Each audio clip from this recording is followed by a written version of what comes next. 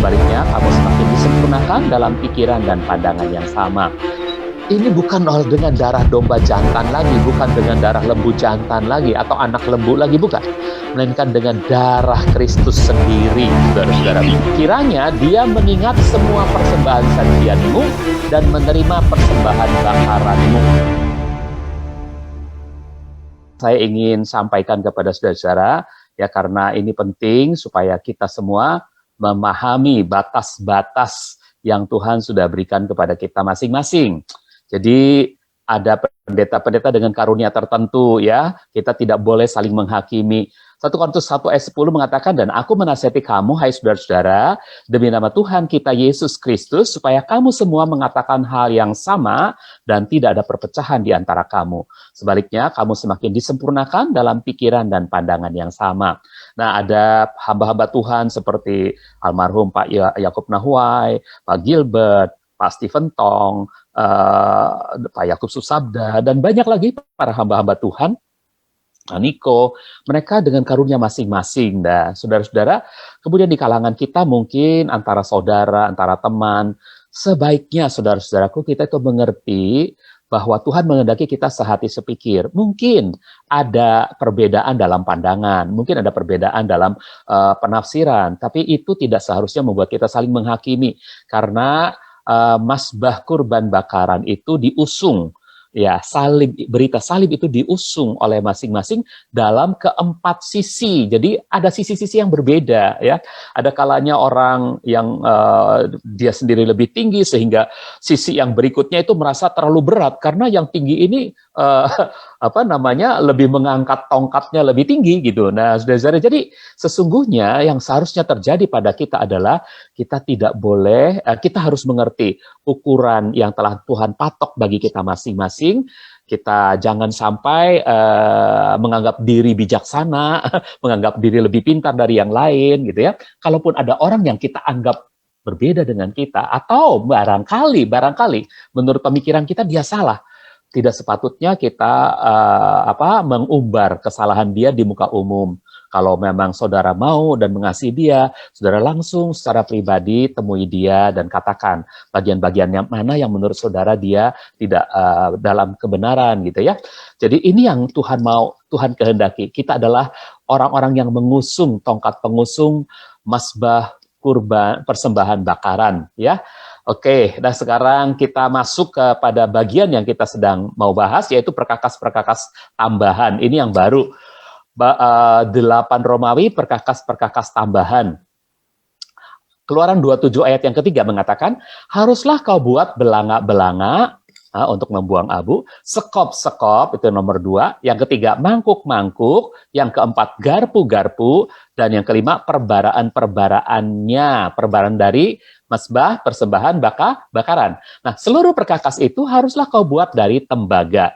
Jadi gambar ini yang pertama kita akan membahas belanga, ya, belanga. Nanti saya mohon maaf nggak pakai nomor berikutnya, saya mohon maaf ya. Ini dia belanga, ini gambarnya belanga. Tapi karena ini gambarnya diperlebar ke kanan, jadi kelihatannya pendek ya. Kalau dipersempit, belanganya kelihatan agak tinggi gitu, agak tinggi ya, tidak buntet seperti ini. Oke, nah ini belanga, saudaraku. Belanga itu untuk apa? Untuk membawa abu binatang kurban yang dibakar, ya, dari mezbah persembahan bakaran kemana? Ke tempat yang tahir di luar perkemahan. Tertulis itu dalam Imamat 6 ayat 10 dan 11. Ayat 10, imam harus memakai seragam linennya, celana linennya harus dikenakan menutupi tubuhnya, lalu dari mazbah itu ia harus mengangkat abu persembahan bakaran. Jadi abu persembahan bakaran harus diangkut, dibuang, ya, yang telah dilalap api, persembahan bakaran yang telah dilalap api, dan menaruhnya. Pertama taruh dulu di dalam belanga itu di samping mezbah, tapi kemudian nanti dibawa, ya. Lalu ia harus menanggalkan pakaiannya, dia harus tanggalkan dulu pakaian linennya dan mengenakan pakaian yang lain, pakaian biasa, kemudian membawa itu keluar kemah, ya, keluar pagar ke tempat yang tahir, ya, ke tempat yang tahir. Nah, pengertian keluar perkemahan ini masih dalam tanda tanya besar. Banyak orang yang menafsirkan berbeda-beda, ya. Bisa jadi itu keluar dari kompleks perkemahan seluruh Israel, tapi bisa jadi juga itu adalah keluar dari tabernakel saja, dari pagar tabernakel ya. Nanti mungkin pada bagian berikut nanti mungkin ada penjelasan kita ketahui ya. Oke. Nah, abu tersebut khususnya abu lembu betina merah. Jadi pada satu saat dalam Bilangan 19 ayat 2 itu dan seterusnya itu ada persembahan lembu betina merah. Nah, lembu betina merah ini adalah yang sekarang heboh, saudara-saudaraku, karena tahun 2018 yang lalu telah dilahirkan seekor lembu betina merah yang dianggap sempurna gitu. Tapi masih dalam penelitian. Karena apa? Karena dia bertumbuh berkembang, bisa jadi warnanya itu bisa ada bercak nanti. Sekarang masih kelihatan sempurna. Ya, tubuhnya dan warnanya masih kelihatan sempurna, tapi mungkin setelah lebih dari 2 tahun nanti tidak lagi sempurna, bisa jadi itu nggak akan terpakai.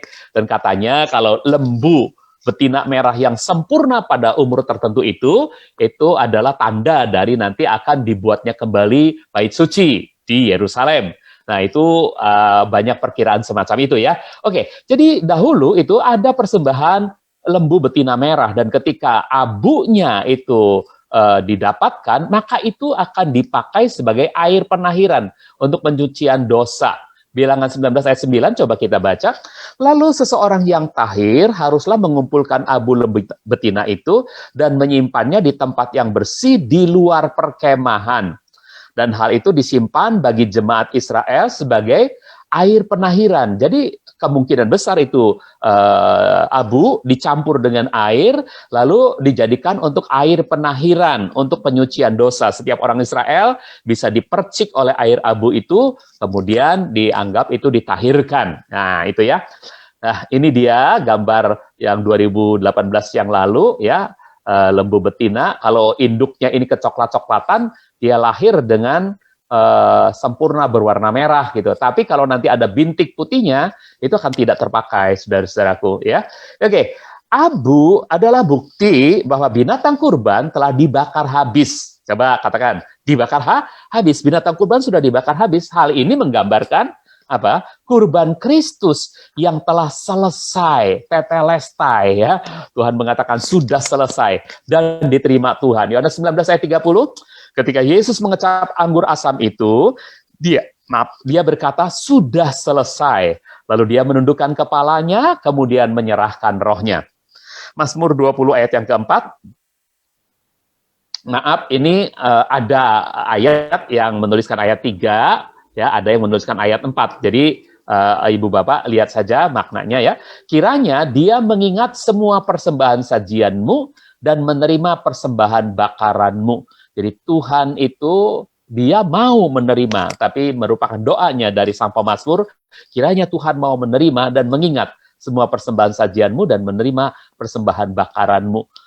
Ketika persembahan itu dilaksanakan oleh Yesus Kristus sendiri di atas kayu salib, pasti Bapa menerimanya, amin. Nah, itu saudara-saudara.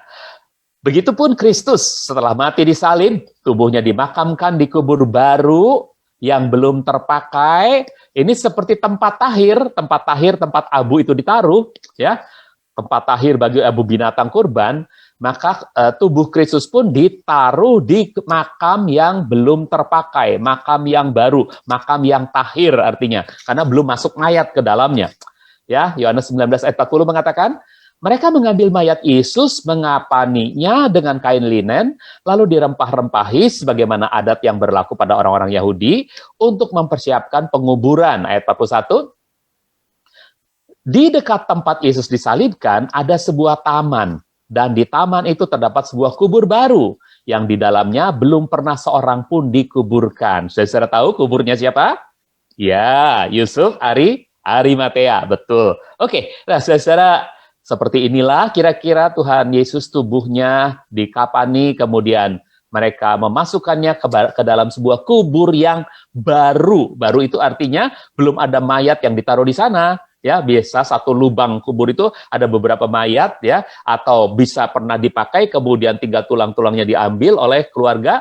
Tapi kubur ini masih baru sehingga belum najis. Ya, itu adalah kubur yang tahir. Oke. Nah, baik. Dengan kurban itu, Yesus menyucikan orang berdosa. Jadi dengan kurban itulah, ya, di mana Yesus itu seperti abu binatang kurban yang kemudian jadi air penyucian. Begitupun dengan kurban Yesus, ya, menyucikan setiap orang berdosa. Ibrani 9 ayat 14 mengatakan, betapa lebihnya darah Kristus yang melalui roh yang kekal telah mempersembahkan dirinya sendiri yang tanpa cacat itu kepada Tuhan, akan dapat menyucikan hati nurani kita dari perbuatan-perbuatan yang mematikan, sehingga kita dapat beribadah kepada Tuhan yang hidup. Maaf, saya terlupa untuk memasang. Oke. Kemudian berikutnya, begitu pula kita harus seperti belanga, saudara-saudara, jangan lupa ya, kita harus seperti belanga itu, yang apa? Sanggup menyimpan kebenaran kurban Kristus, untuk apa? Untuk kita bawa kepada orang-orang berdosa yang membutuhkan keselamatan. Jadi belanga ini membawa abu lembu betina merah tadi ke satu tempat untuk penyucian dosa. Nah, orang Israel akan berdatangan ke sana, tapi kita harus mencari orang-orang yang perlu diselamatkan oleh Tuhan. Nah, sungguh pun Tuhan akan menarik mereka semua, tapi kita harus berupaya untuk menemui mereka dan memberitakan salib kepada mereka. Jadi kita harus siap seperti belanga, siap seperti bejana. 1 Korintus 15 ayat yang ketiga mengatakan, sebab sejak awal aku telah menyerahkan kepadamu apa yang juga telah aku terima. Kristus sudah mati ganti dosa-dosa kita sesuai kitab suci. Ya, 2 Korintus 4 ayat 10. Kami senantiasa membawa kematian Tuhan Yesus dalam tubuh kami. Tubuh kita itu seperti bejana yang membawa abu kurban lembu betina merah atau kematian Kristus untuk kita nyatakan, supaya kehidupan Yesus dapat kita nyatakan melalui tubuh kami. Jadi kalau kita menyanyi bagaikan bejana siap dibentuk, saudara-saudaraku, itu harus mengingatkan kita bahwa kita harus membagikan kehidupan Kristus kepada mereka yang membutuhkan. Ya, jadi kematian Kristus kita beritakan supaya mereka mendapatkan kehidupan Kristus. Oke, nah masih ada lanjutan dari belanga. Sekarang kita berpindah ke perabot yang berikutnya, perkakas tambahan berikutnya. Haruslah kau buat belanga-belanga untuk membuat abu, sekop-sekop. Oke, sekarang kita masuk ke sekop ya, saudara-saudara. Sekop. Nah, sekop ini nomor 2 harusnya, saya lupa memberi nomor. Ini gambarnya. Kalau tadi itu yang ini, belanga, sekarang itu yang ini, sekop. Saudara-saudara, oke? Jelas ya? Sekop. Nah, untuk apa sekop? Sekop untuk menyerok abu dan memasukkannya ke dalam belanga. Ini kurang ya, ke dalam belanga.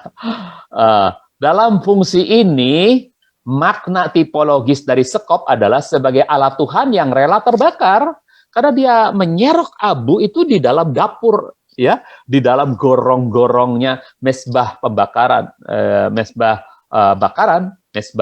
persembahan bakaran. Nah, jadi sekop itu pasti kena panas yang luar biasa. Dia rela terbakar demi mengambil abu kesempurnaan kurban Kristus agar kelak dapat disampaikan kepada orang-orang yang membutuhkan keselamatan. Jadi kisah 21 ayat 13, ini sekop ya, saudara-saudara ya, sekop itu dia mengambil abu ya, dia mengambil abu dari mesbah persembahan bakaran. Kisah 21 ayat 13b mengatakan, ketahuilah, aku tidak saja siap untuk diikat. Ini perkataan Rasul Paulus harus menginspirasi kita semua. Apakah saudara-saudara siap untuk diikat? Siap untuk dibuat tidak berdaya?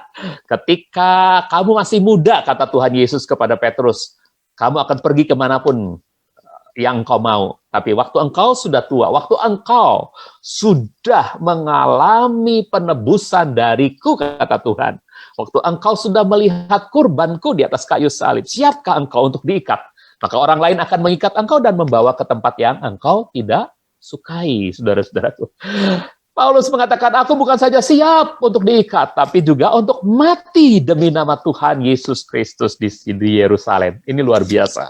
Paulus luar biasa ya. Jadi untuk yang pertama menyerok abu. Yang kedua, untuk membesarkan api. Jadi sekop itu gunanya untuk membesarkan api agar tetap menyala dengan jalan mengguncang atau membolak-balik kayu bakar.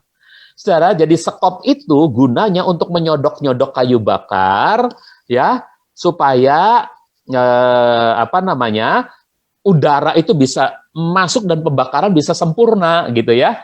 Membolak-balik kayu bakar. Imamat 6 ayat 13 mengatakan, ini dia gambarnya, tanpa sekop ini maka api lama-lama bisa padam, saudara-saudaraku, atau bisa mengecil. Tapi dengan mengangkat-ngangkat kayunya, dengan sekop ini, membolak-balik kayunya, maka api itu akan tetap besar. Ini dapur api, bukan mesbah ya, tapi kira-kira seperti inilah gorong-gorongnya, di atasnya ada mesbah, persembahan bakaran. Oke, nah, coba Imamat 6 ayat 13 mengatakan apa?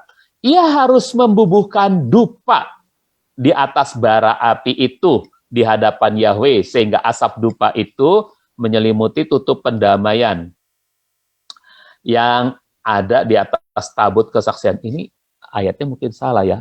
Salah, saudara-saudaraku, saya salah memberi ayat. Imamat 6 ayat yang ke-13, bukan Imamat 16. Sorry, ini saya salah memberi ayat, saudara-saudaraku. Boleh saya bacakan ya. Saya bacakan Imamat 6 ayat yang ke-13. Mohon maaf, nanti saya akan rubah sebelum saya kirim bahan ini. Imamat 6 ayat yang ke-13. Bunyinya demikian. Imamat 6 ayat 13. Ya. Saya baca dalam Bill ya. Demikian. Demikianlah api pada masbah itu harus tetap menyala dan tidak boleh padam. Jadi api itu harus tetap menyala. Apinya itu datangnya dari Yahweh. Itu api dari Tuhan, dari surga. Jadi ketika Musa sudah menyelesaikan mezbah persembahan bakaran dan siap dengan semua peralatan tabernakel di dalamnya, waktu orang-orang Israel dan para imam memasukkan kayu bakar ke dalam dapurnya, maka tiba-tiba api dari langit itu turun dan membakar, menyalakan kayu bakar itu. Tapi kayu bakar itu kalau tidak dibolak-balik oleh sekop, maka apinya ini bisa padam, saudara-saudaraku. Karena itu dikatakan demikianlah api pada masbah itu harus tetap menyala. Ayat 12-nya mungkin lebih baik. Api pada masbah itu haruslah tetap menyala, tidak boleh padam. Maka setiap pagi imam harus membakar kayu pada masbah itu dan menata persembahan bakaran di atasnya. Lalu membakar lemak persembahan pendamaian padanya. Jadi apinya supaya tidak padam, kayunya harus selalu dipasang, tetapi juga harus selalu dibolak-balik oleh para imam. Ini mohon maaf saya salah memberikan ayat ya. Oke. Lalu di sini artinya apa? Artinya kita itu sebagai sekop juga harus siap menjadi alat Tuhan untuk mengobarkan api semangat pada sesama. Saudara, jangan lupa ketika kita membolak-balik kayu bakar, kita kena panas, tapi kita sedang mengobarkan semangat sesama kita. Roma 12 ayat 11, janganlah biarkan kerajananmu kendur, bernyala-nyalalah dalam roh dan layanilah Tuhan. Jadi kita harus bisa mentransfer semangat kepada sesama kita. Berikutnya, untuk mengambil bara dan meletakkannya ke perbaraan, guna dipindahkan ke perbaraan yang ada di mezbah dupa, di mezbah emas, sorry. Ini kata perbaraan yang sini nih, ini seharusnya saya sudah ganti, tapi saya lupa ganti. Nanti saya akan ganti. Ini bukan perbaraan yang ini namanya pedupaan. Nanti sudah akan tahu bedanya. Apa perbaraan dan apa pedupaan. Oke. Ya, pedupaan itu adanya di mezbah emas dan itu bisa diangkat, dibawa masuk ke dalam tabir ya, atau dibawa keliling di sekitar ruang kudus ya. Bisa juga dibawa masuk melewati tabir ke ruang maha kudus. Nah, itu yang disebut pedupaan ya. Jadi untuk apa sekop? Untuk mengambil bara, perhatikan, untuk mengambil bara lalu meletakkannya ke perbaraan. Nah, perbaraan ini gunanya apa? Gunanya perbaraan adalah membawa bara untuk dipindahkan ke pedupaan yang ada di mezbah emas. Banyak penafsir mempersamakan antara perbaraan dengan pedupaan. Tapi Bill berusaha membedakan, saudara-saudaraku. Ya, KS Bill itu, ya, KS Bill itu berusaha membedakan antara perbaraan dengan pedupaan. Nah, dengan pedupaan. Nah, lalu pedupaan yang ada di mezbah emas itu untuk apa? Di sana untuk ditaburi dupa wewangian yang menenangkan hati Tuhan. Jadi artinya apa? Artinya sekop itu benar-benar rela bersentuhan dengan bara api Yesaya 6 ayat 6 dan 7, ya ini sekop itu rela bersentuhan dengan bara api, ya. Yesaya 6 ayat 6 dan 7. Lalu salah satu dari serafim itu terbang kepadaku dengan membawa bara di tangannya yang diambilnya dari mesbah dengan sepit, ya. Kalau zaman Yesaya ini diambilnya dengan sepit oleh malaikat, tapi kalau di tabernakel diambilnya dengan sekop, ya. Nah, jadi ayat 7-nya mengatakan apa? Kemudian disentuhkannya ke mulutku dan berkata, lihatlah bara ini telah menyentuh bibirmu, maka kesalahanmu telah disingkirkan dan dosamu telah diampuni. Nah, inilah api yang benar, yang menghasilkan asap dupa yang harum dan menenangkan hati Tuhan. Keluaran 30 ayat yang ke-7, di atas mazbah itu haruslah Harun membakar dupa wewangian. Setiap pagi ketika ia membersihkan lampu-lampu pelita, ia harus membakar dupa wewangian. Jadi mazbah dupa, mazbah emas, itu isinya adalah pedupaan, ya, di atasnya ada sebuah pedupaan, dan pedupaan ini adalah untuk membakar dupa wewangian, kemenyan, dan campurannya, ya. Dan apinya itu api dari mazbah persembahan bakaran. Diambil oleh sekop, ditaruh ke perbaraan, dibawa oleh perbaraan ke pedupaan yang ada di dalam ruangan suci di mezbah emas. Jadi ayat pasal 40 Keluaran ayat 27. Di atas mazbah itu ia membakar dupa wewangian sebagaimana yang telah diperintahkan Yahweh kepadanya. Ini bukan api asing, saudara-saudaraku. Imamat 10 ayat 1. Nadab dan Abihu, anak-anak Harun, masing-masing mengambil pedupaannya dan menaruh api serta membubuhkan dupa di atasnya. Mereka telah mempersembahkan api asing ke hadirat Yahweh. Jadi dia tidak mengambil dengan sekop bara yang ada di mezbah persembahan bakaran. Tapi dia pakai bara mungkin dari dapurnya sendiri atau dari tempat lain. Saudara-saudaraku, dia sudah bawa bara itu. Nah, jadi ini adalah api asing, ya, api asing yang tidak diperintahkan Yahweh. Oke, nah mari kita lanjutkan dengan nomor ketiga. Ini lanjutan 2-nya, berarti nomor ketiga. Nomor ketiga dari perkakas-perkakas tambahan. Yang pertama tadi belanga, yang kedua tadi sekop, sekarang mangkuk. Mangkuk, oke? Mangkuk. Nah, nomor 3 ini mangkuk.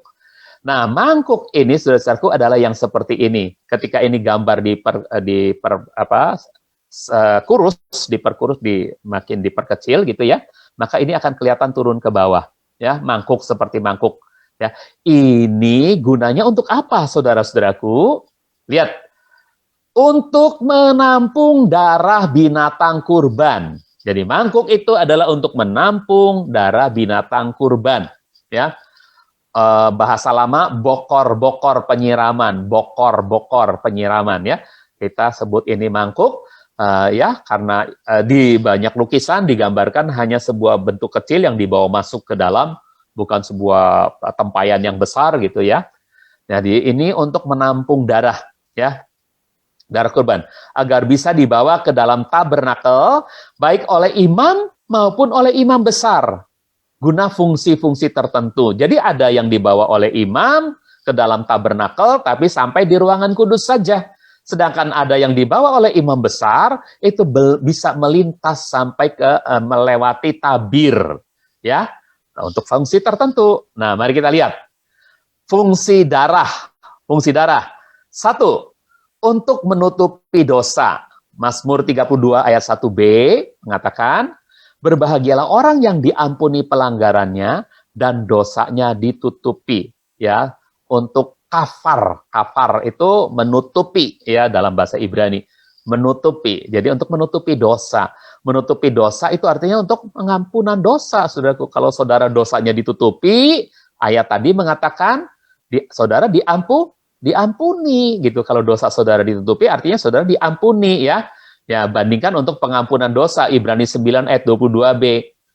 Dan tanpa penumpahan darah tidak terjadi pengampunan. Jadi saudara-saudara diampuni itu karena dosa saudara ditutupi, ya, ditutupi oleh darah Kristus. Ya, hidup kita itu ditutupi, saudaraku, oleh darah Kristus. Dosa kita tuh ditutupi. Nah, itu artinya kita diampuni oleh Tuhan. Yang kedua, untuk mendamaikan manusia dengan Tuhan.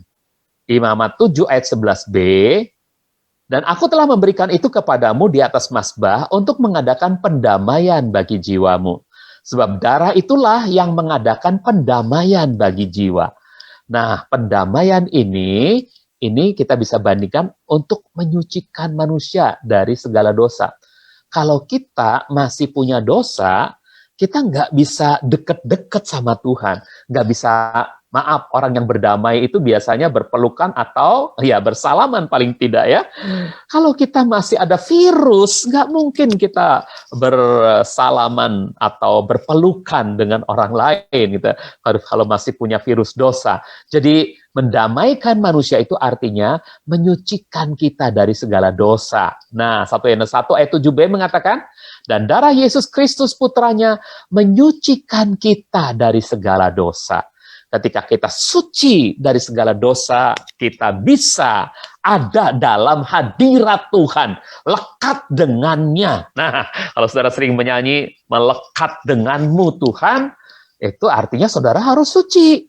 Kalau nggak suci, mana mungkin saudara-saudara. Dan sucinya saudara adalah karena saudara telah didamaikan oleh darah Tuhan Yesus Kristus. Ya, hanya darah Yesus Kristus yang bisa menyucikan kita dari segala dosa. Oke? Dan berikutnya nomor 3, untuk meredakan murka Tuhan. Jadi darah fungsinya untuk meredakan murka Tuhan. Tuhan murka pada orang-orang Mesir. Lalu Keluaran 12 ayat 13 mengatakan, maka ketika aku melihat darah itu, jadi malaikat maut datang, tapi di Gosyen malaikat maut itu terperangah karena di setiap pintu ada darah.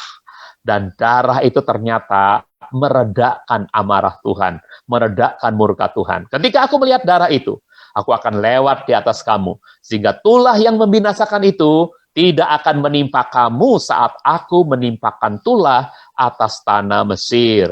Nah, bandingkan ini dengan membenarkan kita manusia, saudara-saudaraku. Kalau kita jadi orang benar, maka kita ini nggak layak lagi untuk dihukum. Ya, murka itu udah reda. Kalau saudara di pengadilan, saudara dibebas murni, diputus bebas murni, artinya sudah nggak akan kena hukuman. Ya, reda hukuman itu. Nah, Roma 5 ayat 9 mengatakan hal yang sama. Apalagi sekarang, sesudah kita dibenarkan oleh darahnya, kita pasti diselamatkan melalui dia. Kita nggak akan dihukum lagi. Amin. Nah, ini saudara-saudaraku ya. Jadi fungsi darah adalah 1 untuk menutupi dosa, 2 untuk mendamaikan kita manusia dengan Tuhan, dan 3 untuk meredakan murka Tuhan. Nah, kemudian dalam Imamat 4 ayat 5-7 ini ada satu hal ya, yaitu dengan mangkuk tadi darah kurban penghapus dosa itu dibawa oleh siapa? Imam. Imam. Perhatikan, ini bukan imam besar ya. Imam. Masuknya kemana? Ke ruang kudus saja. Untuk dipercikan di depan tabir dan dioleskan pada keempat tanduk mesbah dupa. Dan sisanya dibawa keluar kembali lalu dituangkan seluruhnya ke dasar mesbah persembahan bakaran. Nah, coba kita lihat ayatnya dulu. Kemudian imam yang diurapi itu harus mengambil darah lembu jantan muda itu dan membawanya ke dalam kemah pertemuan. Bagaimana cara membawanya? Darah itu harus ada di dalam mangkuk, baru bisa dibawa. Oke? Nah, kemudian setelah dibawa, lalu dipercikkan. Ayat 6, ayat 6. Imam itu harus mencelupkan jarinya ke dalam darah itu, lalu memercikkannya 7 kali di hadapan Yahweh, tapi di depan tabir di ruang kudus. Perhatikan, ayat ini sangat jelas mengatakan di depan tabir, di ruang kudus. Jadi di depan tabir itu dipercikan darah. Tapi nanti ada satu hal, di belakang tabir pun dipercikan darah 7 kali. Tapi itu nanti, yang kedua, yang berikutnya. Ya. Jadi ini yang dikerjakan oleh imam. Dia memercikan 7 kali percikan darah di depan tabir di ruang kudus. Nah, selanjutnya, ayat 7-nya, imam itu juga harus mengoleskan darah itu pada tanduk-tanduk mesbah. Pada tanduk mesbah dupa, dupa wewangian, yang ada di dalam kemah pertemuan, tentu di ruang kudus tadi, di hadapan Yahweh. lalu menuangkan seluruh darah lembu jantan muda itu ke dasar mazbah persembahan bakaran yang ada di pintu kemah pertemuan. Jadi setelah masuk, dipercikan di depan tabir, dioleskan ke tanduk-tanduk mazbah, lalu sisanya dibawa kembali ke depan, ke mazbah persembahan bakaran lagi, lalu dituangkan seluruhnya ya ke dasar mazbah persembahan bakaran. Oke, sekarang bagaimana mengolesi, bagaimana memercikannya dulu ya, ini. Yang tadi, pertama, dipercikan di depan tabir. Jadi ini di depan tabir, nih, saudaraku. Dipercikan 7 kali di depan tabir. Oke? Lalu, berikutnya. Nah, dioleskan ke tanduk-tanduk mesbah. Tanduk-tanduk mesbah, dupa, mesbah emas. Dioleskan. Nah, setelah itu, kemudian, ada lagi yang, oke. Ini gambar satu laginya nggak masuk ya. Baik. Sekarang kita lihat. Yang satu lagi adalah dituangkan ya. Sisanya dituangkan ke seluruh dasar mesbah persembahan bakaran. Nanti ada di bagian lain gambarnya. Oke, dituangkan di seluruh dasar mesbah persembahan bakaran. Baik, sekarang kita masuk pada ini dulu. Imamat 16 ayat 14. Dengan mangkuk juga tadi ini imamat 4 dengan mangkuk imam ya. Sekarang dengan mangkuk darah kurban penghapus dosa untuk pendamaian. Perhatikan. Ini sama darah kurban itu untuk penghapus dosa, ini juga penghapus dosa, tapi ini bukan untuk hari raya pendamaian, untuk pendamaian. Ini untuk pendamaian. Kalau untuk pendamaian itu dibawanya oleh imam besar pada hari raya pendamaian, itu masuk hingga ke ruang maha kudus. Masuk hingga ke ruang maha kudus, lalu dipercikan masing-masing 7 kali ke atas dan ke depan tutup pendamaian. Kalau ke atas tutup pendamaian, berarti di atasnya tutup pendamaian yang ada 2 kerubion itu saling berhadapan. Tapi kalau ke depannya berarti ke depan tabut. Kalau ke depan tabut berarti di belakangnya tabir. Kalau kita adanya di ruangan kudus, maka di belakang tabir itu dipercikan juga 7 kali. Nah, oke, sekarang kita coba lihat gambarnya cuma satu ya. Tapi ini kira-kira imam besar setelah memerciki darah ke atas tutup pendamaian dan ke depannya ya. Gambarnya saya sulit mencari. Nah, ternyata mengenai gambar atau benda yang ketiga ini, saudara-saudaraku, yaitu mangkuk, masih ada tambahan yang perlu. Jadi saya beri lanjutan 2, 1 tanda kurung ya. Masih ada yang perlu untuk dibahas. Nah, di sini mungkin gambarnya lebih lengkap, saudara-saudaraku. Darah kurban dari mangkuk dipercikan, dioleskan, dan dituangkan. Oh, di sini lengkapnya gambarnya. Oke, nah begini. Dipercikan di depan tabir 7 kali oleh imam. Perhatikan, itu hanya oleh imam ya, Imamat 4 ayat yang ke-6. Imam harus mencelupkannya, lalu memercikannya 7 kali. Oke, di depan tabir. Itu menunjuk pada apa? Kepada tubuh Kristus yang harus berdarah-darah agar terbuka jalan masuk ke hadirat Bapa Yahweh. Tabir itu bicara tentang tubuh Kristus. Dan di depannya itu harus ada darah, artinya tabir itu yang melambangkan tubuh Kristus yang berdarah-darah. Agar kelak bisa terbuka jalan masuk ke hadirat Bapa Yahweh. Kalau tubuh Kristus sudah berdarah-darah, Matius 27 ayat 51 mengatakan ini imamnya memercikan di depan tabir, ya ini di depan loh saudara, karena apa? Ada apa?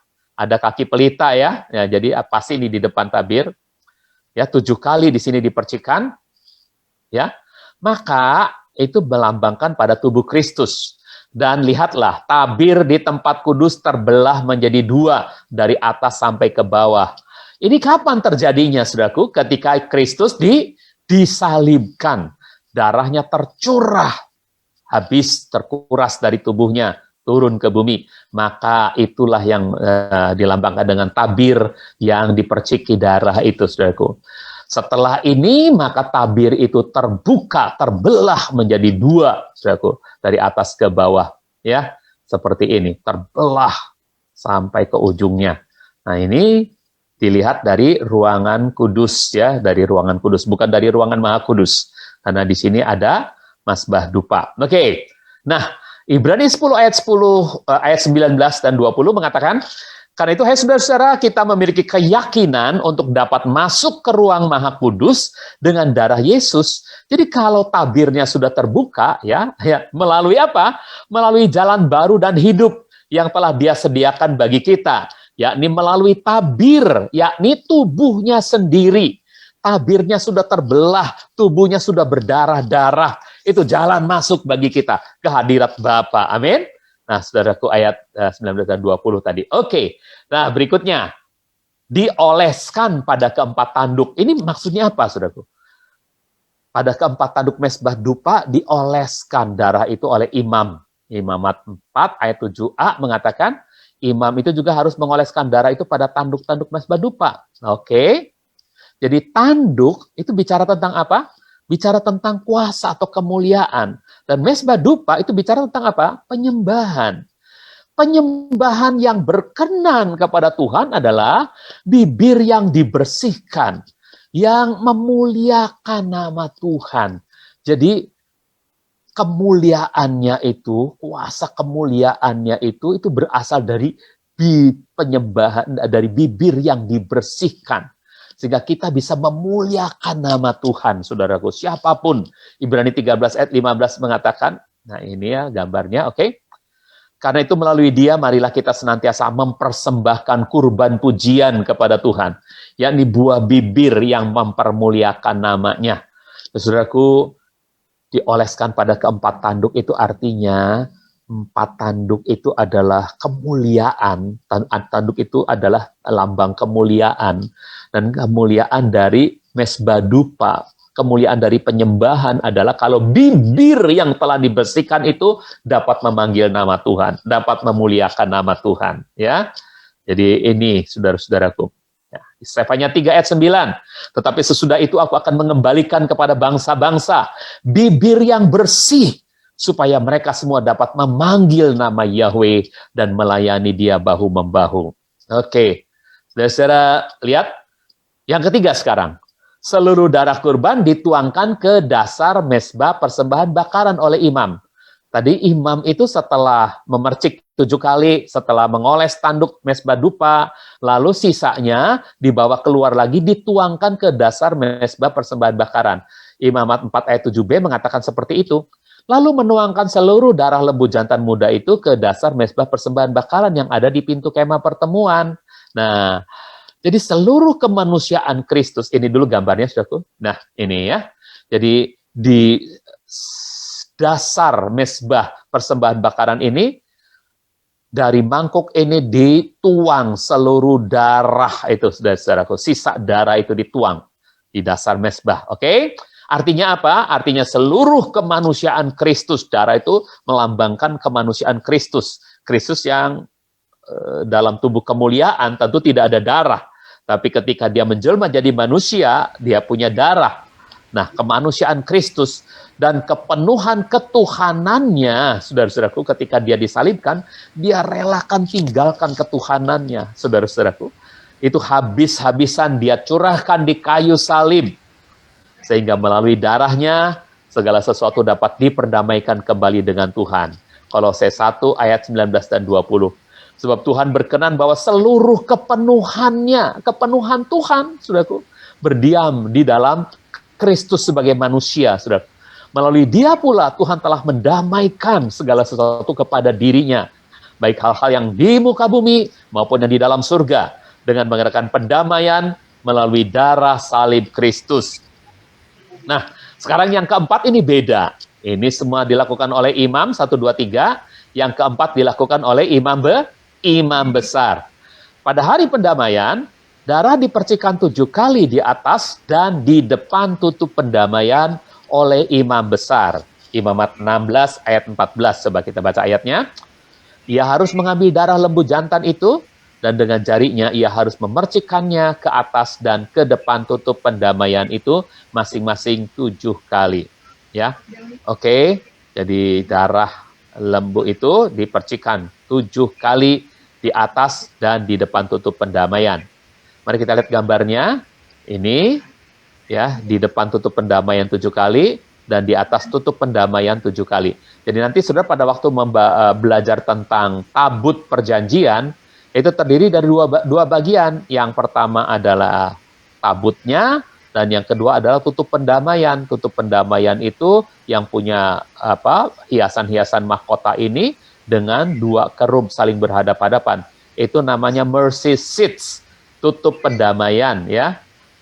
And he shall take off the blood of the bullock and sprinkle it with his finger upon the mercy seat eastward, ya. And before the mercy seat.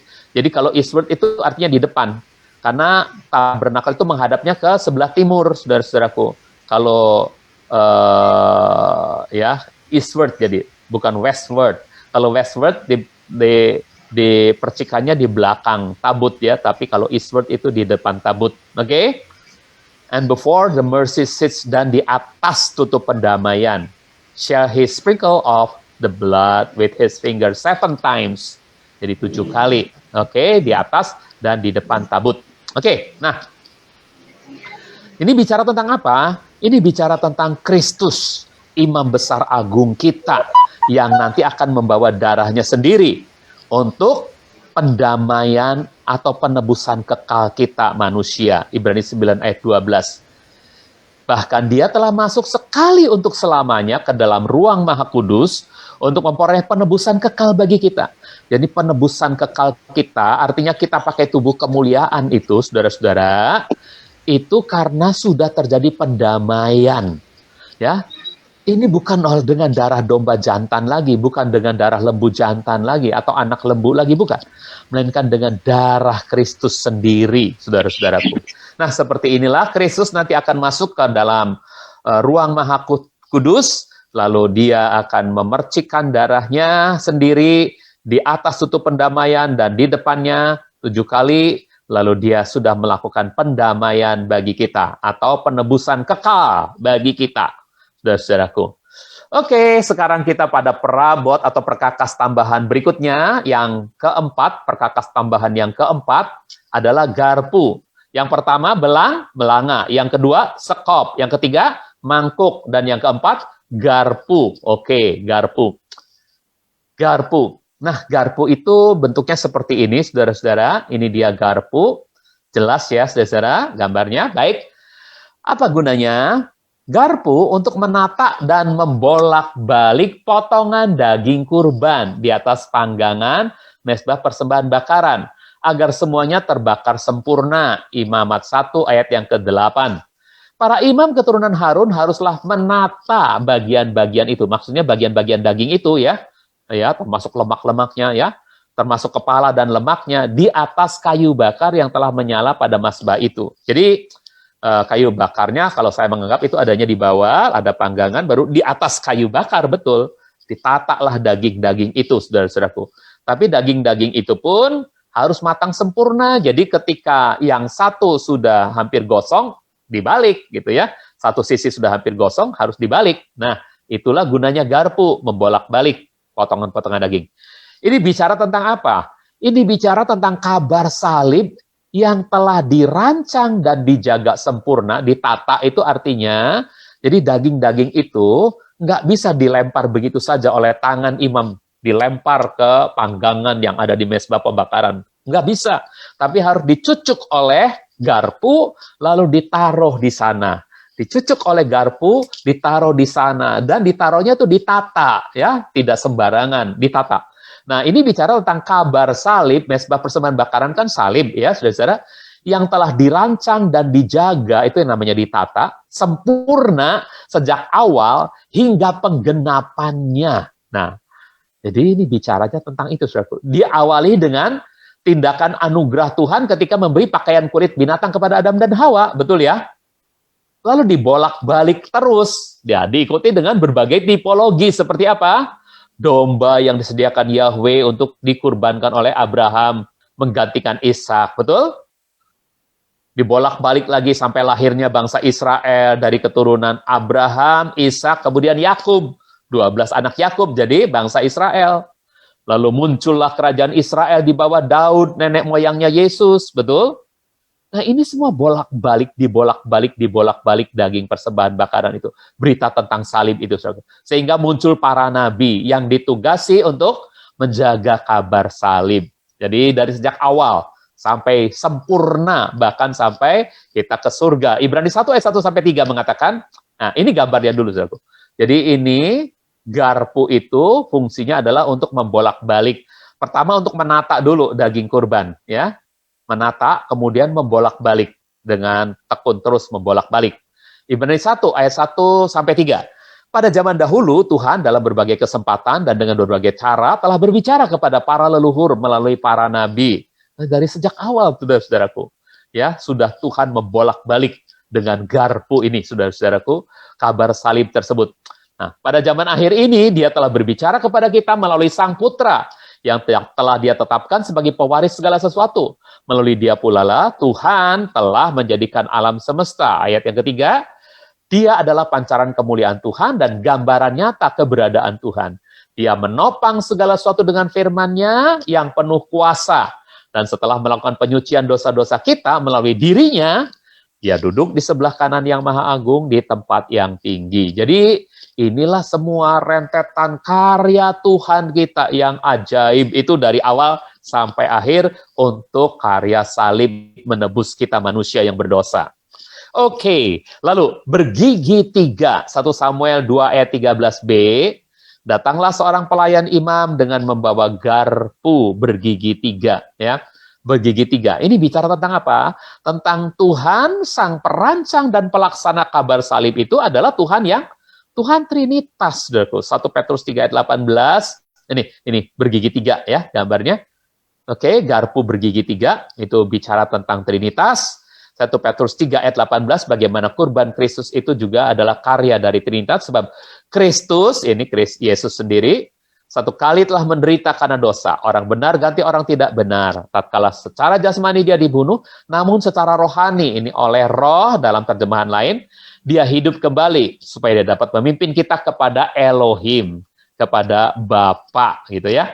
Jadi, Putra, Roh Kudus, dan Bapa, itu Trinitas. 1 Yohanes 5 ayat yang ke-7 mengatakan sangat jelas, sebab ada 3 yang bersaksi di surga, Bapa, Firman, dan Roh Kudus. Dan ketiganya adalah satu. Ya, gambarnya Trinitas itu yang paling jelas adalah ketika Yesus dibaptiskan. Ya, waktu Yesus dibaptiskan, maka Yesus sendiri ada di sini. Ya, Yahweh Hak-Ben, Yahweh Sang Putra ada di sini. Kemudian Yahweh Hak Ruah, Roh Kudus itu seperti burung merpati, hadir di sini. Lalu Yahweh Ha'af, ya, tidak kelihatan, tapi suaranya, artinya kehadirannya nyata. You are my son, whom I love, with you I am well pleased. You are my son, whom I love. With you I am well pleased. Saudara-saudaraku, Tuhan Bapa mengatakan, kamulah putraku yang aku kasihi. Kepadamu lah aku berkenan. Saudara-saudara, jadi sangat jelas itulah Trinitas Tuhan kita. Nah, lalu anak-anak Imam Eli itu menyalahgunakan fungsi garpu, saudara-saudara. Ya, dalam 1 Samuel 2 ayat 14, fungsi garpu dipakai untuk sembrono, dipakai untuk hal-hal yang salah. Ia mencucukkannya ke dalam kuali atau panci atau periuk atau belanga, lalu semua yang terangkat oleh garpu itu menjadi bagian imam. Begitulah yang mereka lakukan terhadap semua orang Israel yang datang ke Silo. Orang Israel datang ke Silo bawa persembahan-persembahan untuk Tuhan, tapi katanya harus direbus dulu, gitu ya. Dan ketika direbus, nanti bagian-bagian yang enggak kecucuk sama garpu, itu yang nanti dibakar di mezbah persembahan bakaran. Tapi yang kecucuk garpu, itu bagian kami, bagian imam. Itu kelakuannya Hofni dan Pinehas, saudara-saudaraku. Jadi dia menyalahgunakan fungsi garpu, saudara-saudaraku, ya. Ini dia dosa Hofni dan Pinehas di masa kini, ya, di masa kini. Ini di masa lampau, tapi di masa kini juga mungkin ada anak-anak pendeta yang memanfaatkan keimaman papahnya itu guna mencari keuntungan bagi dirinya. Nah, ini Hofni, ya, mungkin ini Pinehas, mungkin juga ini, ya. Oke, pembantunya, dan inilah, saudaraku, daging yang diangkat, ini daging-daging yang besar, yang kecucuk oleh garpu tentunya. Sisa-sisanya kecil-kecil itu buat Tuhan. Nah, saudaraku, ini bicara tentang apa? Bicara tentang siapapun yang menyalahgunakan fungsi pemeliharaan kabar baik, kabar salib, mereka pasti binasa. 1 Samuel 2 ayat 34 mengatakan, inilah yang akan menjadi tanda bagimu, kata Tuhan kepada Imam Eli, yang anaknya adalah Hofni dan Pinehas. Kedua anak laki-lakimu, Hofni dan Pinehas, akan tertimpa hal ini. Dalam 1 hari mereka keduanya akan mati. Nah, saudara-saudaraku, ya. Sebab apa? Sebab kabar baik salib, kabar salib itu bukan untuk memuaskan ego dan keserakahan seseorang. Bukan, saudaraku. Kabar salib itu adalah untuk keselamatan orang lain. Jadi ini Hofni dan Pinehas mati seketika, saudaraku. Ini Samuel, ini Imam Eli, ya. Oke. Oke, mungkin ini istri-istrinya Hofni dan Pinehas, mungkin. Oke. Kita baca Filipi 1 ayat 17. Namun yang lain memberitakan Kristus karena persaingan yang tidak sehat, ya, mencari keuntungan, kebesaran diri sendiri tanpa ketulusan, ya, dan berharap dapat menambah kesukaran terhadap pemenjaraanku, kata Paulus, ya. Ayat pasal 3 ayat 19. Akhir hidup mereka adalah kebinasaan. Mengapa? Karena ilah mereka adalah perut dan kemuliaan mereka ialah aib mereka. Sebab mereka hanya memikirkan hal-hal duniawi. Nah, itu yang lanjutan ketiga atau perabot yang keempat. Nah, sekarang kita masuki perabot yang kelima, tapi waktunya sudah habis. Ya, kita lihat dulu perabot yang kelima apa sih? Perbaraan, ya, saudara. Jadi perbaraan, ini perabot yang kelima. Nanti saya beri nomor semua. Ya, waktunya sudah habis, saudaraku. Jadi kita akan kembali melanjutkan nanti pada minggu depan pada pelajaran ini. Lanjutan 4, 8 Romawi, perkakas-perkakas tambahan, masuk ke nomor 5, perabot nomor 5, perbaraan, ya. Ini gambarnya. Oke, terima kasih saudara atas perhatiannya. Tuhan memberkati kita semua.